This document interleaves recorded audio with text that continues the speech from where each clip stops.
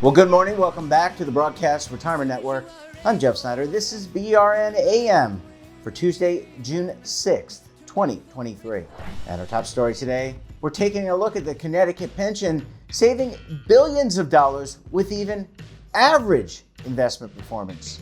And joining me now to discuss this and a lot more, Jeffrey Sonnenfeld and Stephen Tian are from the Yale School of Management's Chief Executive Leadership Institute. Jeffrey, Stephen, great to see you. Thanks so much for joining us on the program this morning. Honored to join you. Thanks for thinking of us, Jeff. In fact, anybody with that first name has to be smart. Look, that's what my mom says every morning after she watches the show. Jeff, I want to start with you, and then we'll bring Stephen into the conversation. Pensions are certainly a big issue here in this country. It's pension solvency. You and Stephen did some work looking at 50 states, but also the state of Connecticut. How's the state of Connecticut doing in terms of its funding status, but also its investments and investment fees? Jeffrey, I'm so glad you asked that question and asked it the way you did. Is, believe it or not, nobody had ever taken a look at all 50 states.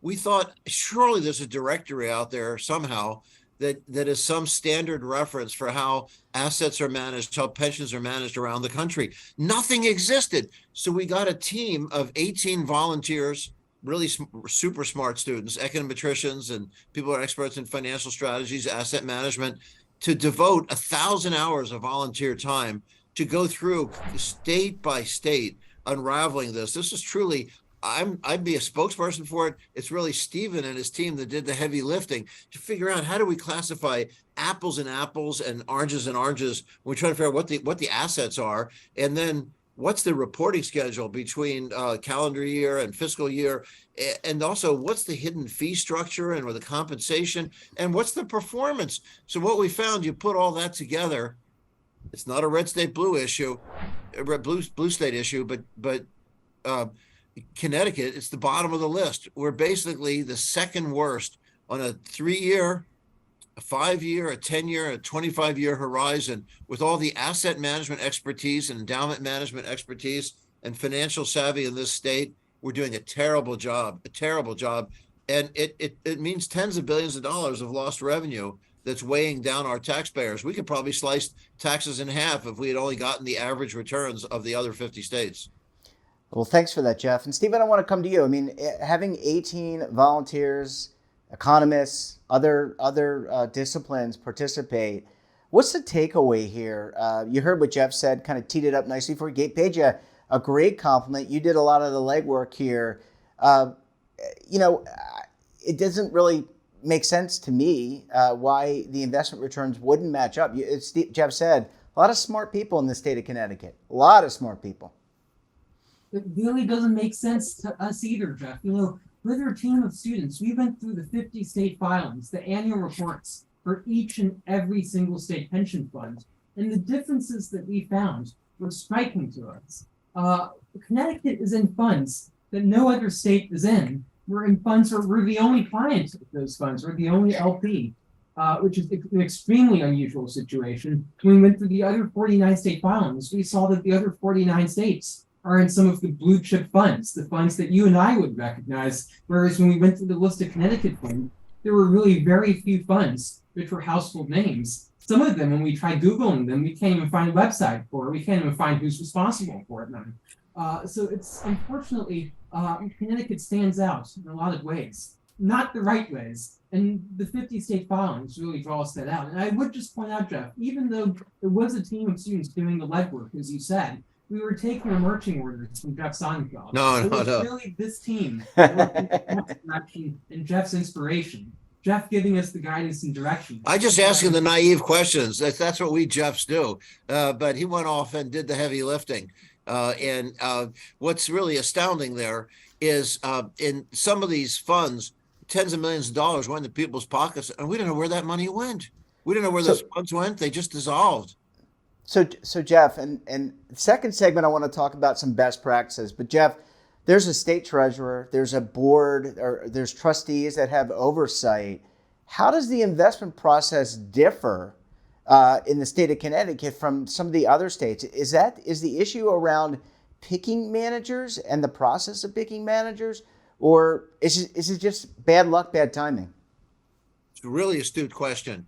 If it were bad luck, we would have random results, which would be billions of dollars more, tens of billions of dollars more in returns, because we'd have the average performance. That's what random would be. But in fact, this is unspeakably horrific results.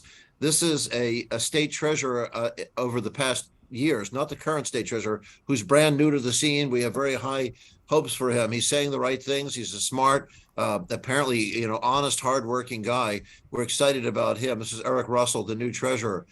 Past treasurers, different story. We don't know how they're making their decisions, but the advisory board they have is strictly that, Jeffrey. It's just an advisory board. It isn't like it's amazingly astute question you asked. Seriously, we ourselves didn't realize this till we got into it, that only 2 states have the situation we have, where you have the treasurer with sole discretion how he or she wants to invest the money. The advisory board is not, as you referred to it, a board of trustees. It's not a normal governance sector. It's not a board of directors as a corporation would have, or in the public sector, all the checks and balances you would have. But rather, this person just has the sole authority to make decisions. And when the advisory board had advised against some of these decisions, and even outside auditors did, the treasurer still overruled them, and she went ahead with these terrible investments. We put almost $2 billion into an incredibly bad fund that every other state has fired. We're the only state left that still uses them, and we're paying them about $50 million a year for terrible performance, and they only employ a handful of people. So those people they're making like $50 million as basically state employees. Because they don't work for anybody else but Connecticut, and they're giving us terrible results. $50 million. They don't even have a successful women's basketball team. Yeah. I mean, look, at the end of the day, it's about performance. It's about, Stephen, last question before we go to a commercial break. Stephen, this plan is for police, firefighters, emergency personnel, people that generally retire earlier, right? So they don't retire at 65, generally earlier. And it's also for public sector employees like teachers and administrative staff. I mean, in most states, there's a fiduciary or some level of responsibility. It just doesn't seem to be the case here. And in a way, it's letting down the poor performance is letting down a very important constituency. You need police, firefighters. You want to be able to attract workers with a positive pension. Jeff, I'm so glad you asked. This is one point that we've heard over and over again. We've had thousands of people write to us on emails. And folks we're hearing from, Jeff, it's regular people like you and me. This issue, when we first talked about it, people were like, oh, this is, going to be inaccessible. It's not. This is an issue which affects every single person in Connecticut. Whether you're a Connecticut taxpayer who's having to pay extra taxes to plug the hole created by our terrible pension performance, whether you're a teacher or a firefighter whose investment returns are not as good as they should be because of our own incompetent external managers. This is an issue which touches every single person in the state. It's why it's so important. And these billions of dollars, there are a lot of ways we could have spent that billions. There's a lot of ways we could have saved those billions in taxes. It is a hugely important issue. A lot of it does come down to the fiduciary. We're one of 2 states in the nation, North Carolina being the other one, that has a sole fiduciary overseeing our $40 billion in pension funds. That is a remarkable system. You have a single person who's given complete 100% sole authority over overseeing $40 billion. That's remarkable.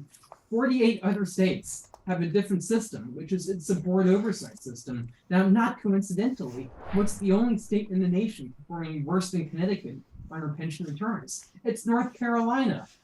Maybe there's no causation there, but that's certainly a very interesting correlation. And it speaks to the need for having a strengthened oversight system in place. And it's not a red state, blue state issue. The top performers are states ranging from Arkansas to Michigan to Washington to the state of Maine and Rhode Island tower over us. Even Delaware does. And states at the bottom, again, it's us and North Carolina, as Stephen said. Yeah, well, Jeff, Stephen, I need to take a very quick break, but I want to pick this back up after the commercial break. When we come back, we're going to talk about best practices and the path to reform. You're going to want to stay tuned right here on BRN AM.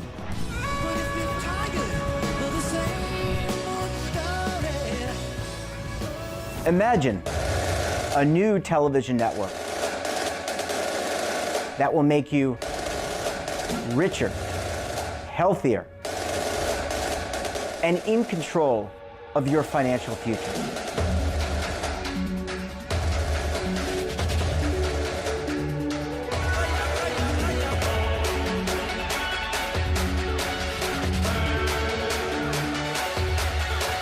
This network is for the policewoman in Nashville, Tennessee, the baker in Dubuque, Iowa, the teacher in Lexington, Kentucky.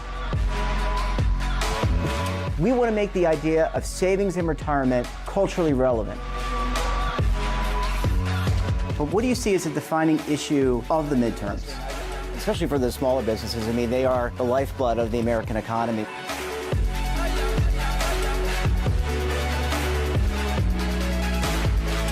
Featuring exclusive interviews, current affairs, and docuseries.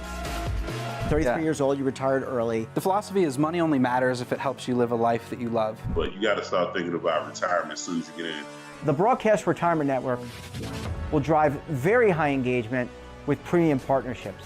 So this isn't retirement and savings for your parents or grandparents. This is for all Americans. And we're going to change the way you think about money.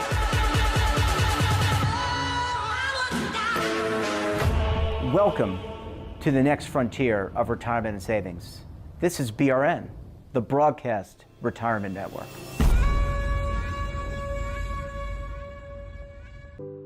Over the last 50 years, Mission Square Retirement has helped over 3 million public service employees retire well.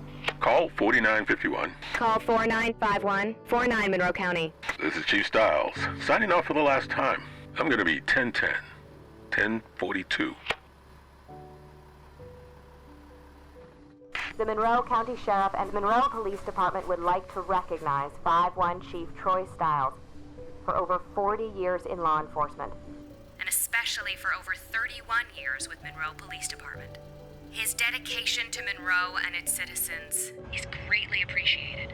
He was an inspirational leader of our police department.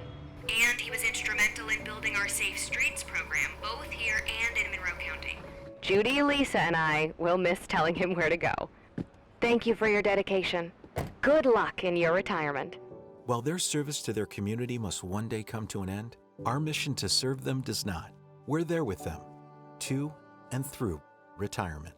Mission Square Retirement. Invest in a shared sense of service. Tax audits, tax liens, wage garnishments. Every day we hear stories like this about good folks who are simply struggling to pay their bills.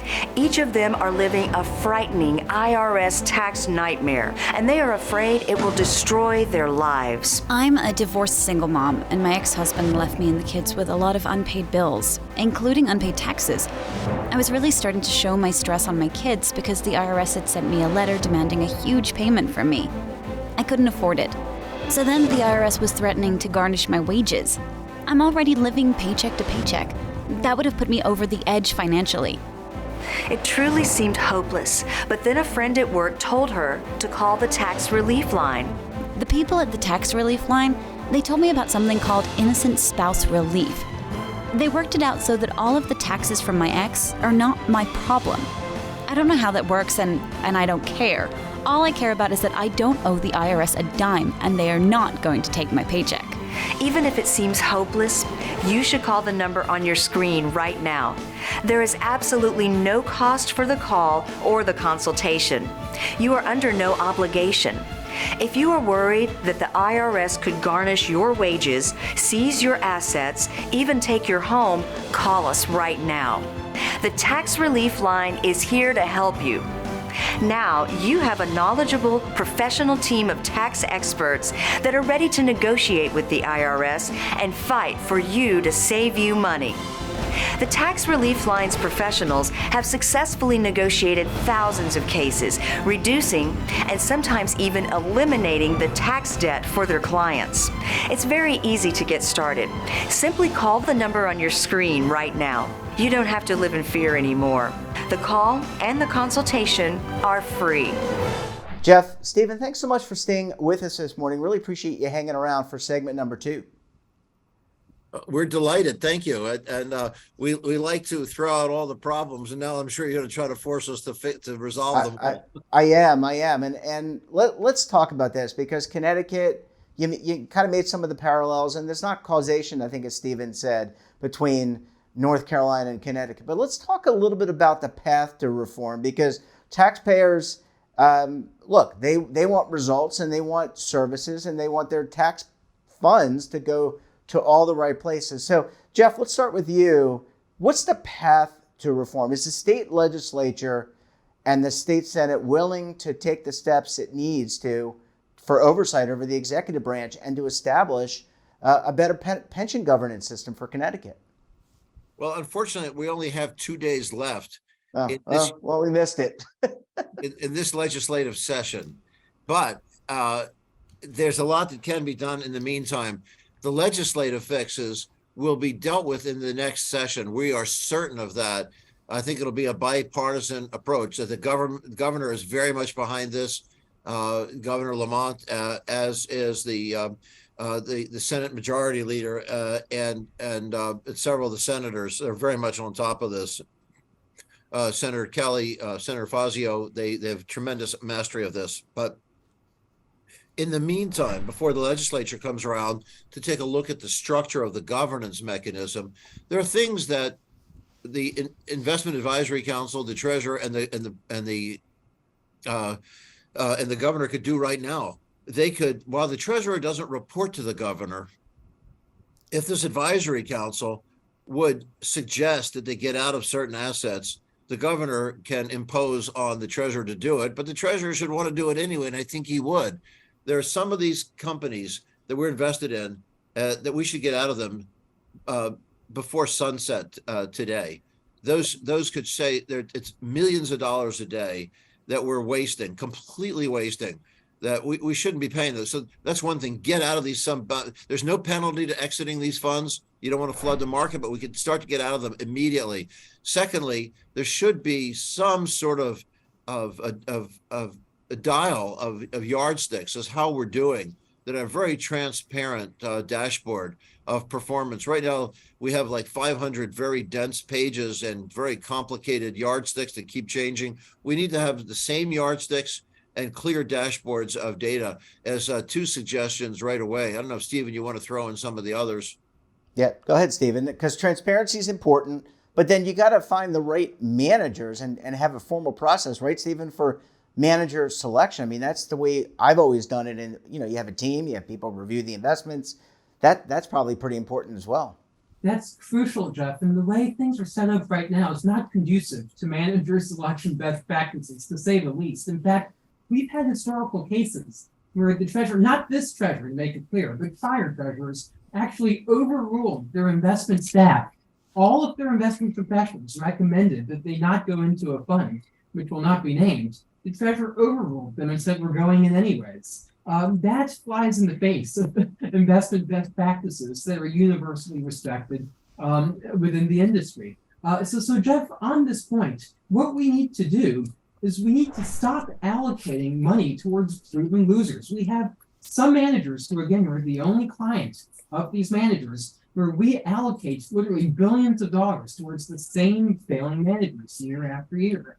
We should stop doing that. We should be hopefully transferring more of our funds towards low-cost, low-fee index funds. If we've had a simple 60-40 portfolio that most of your listeners on the show probably have on their own. As you know, you can create a 60-40 portfolio on your own without the need of any fancily compensated investment professionals. It's very low fees. Connecticut would have had billions of dollars more over the past decade. It's not even close. The 60-40 portfolio would have outperformed Connecticut very healthily. Obviously, a 70-30 or 80-20 portfolio, even more so. So that's step number 2, consider shifting into more low-cost index funds as well. And then number 3, as Jeff said, it's the legislative fix, which is hopefully broadening out that sole fiduciary that we talked about and transferring some of that oversight to a strengthened board, which isn't purely advisory, but also charged with oversight powers as well. Yeah, Jeff, unfortunately, we're going to have to bring you guys back and keep this conversation going. But Jeff, just to kind of close it out, I know when we reached out to you, you did some great work. There was a lot of pieces. Is the general public in Connecticut aware outside of these pieces that you and Stephen have contributed to and been a part of? Is there an uproar? Because that's, at the end of the day, with democracy and a representative republic, that's the way change happens, right? Is people have to be, it shouldn't be that way, but that people have to be upset. Are people upset about where their tax dollars are going? Wouldn't that be better in their back pocket? But Jeffrey, this is an outrage. This is the greatest scandal in the state's 300-year history, going back to pre-colonial days. There's not sufficient outrage over this. We have done probably 24 media pieces on this, TV and print interviews. No legislator, not a single legislator, not 2 or 3 of them out of 150, none, 0 knew this in advance. The governor didn't know this. Nobody knew this. Nobody around the nation knew this. Nobody in the world of finance knew this. This is an outrage. And it's yet what did we do is we have 2 days left in this legislative session. The time is being consumed fighting over paying a couple $100,000 for playgrounds restoration or paying $1,000 benefits to critical care and frontline workers through some crises. That's inconsequential to taking a look at the tens of billions of dollars that we wasted that could pay for everything you'd ever want. Go ahead, Jeff. Finish your thought. So it's a misuse of legislator time, and it's been a blind spot in our governance that this scandal has been festering, and it's got to be addressed. It's the greatest scandal in the state's history. We've had mayors and governors abscond with funds, a couple $100,000, shameful, terrible. It's a bad public message, and you don't trust them on other fronts. I don't excuse that at all. But the impact on the state and the taxpayers and the residents is inconsequential compared to this. Yeah. Well, Jeff, Stephen, I'm glad you brought it to light. I'm glad we could talk about it. And we're going to have to keep on talking about it. I think there's some lessons there, by the way, for other states. And citizens need to be aware of this, even if you have the best funded state, because you got to have fiduciary oversight. Jeff, Stephen, great to see you. Thanks so much for joining us. And we look forward to having you back on the program again very soon. We'd be thrilled. Thank you. And that wraps up this episode of BRN AM. Have a topic of interest, someone you think we should talk to? Drop us a line, and don't forget, for all the latest curated news and lifestyle, wellness, finance, tech, so much more, and all in one place, check out today's edition of our daily newsletter, The Morning Pulse. Want to search our archives, check out our latest content, or visit our website, and of course, all of our streaming partners. We're back again tomorrow for another edition of BRN AM. Until then, I'm Jeff Snyder. Stay safe, keep on saving, and don't forget, roll with the changes.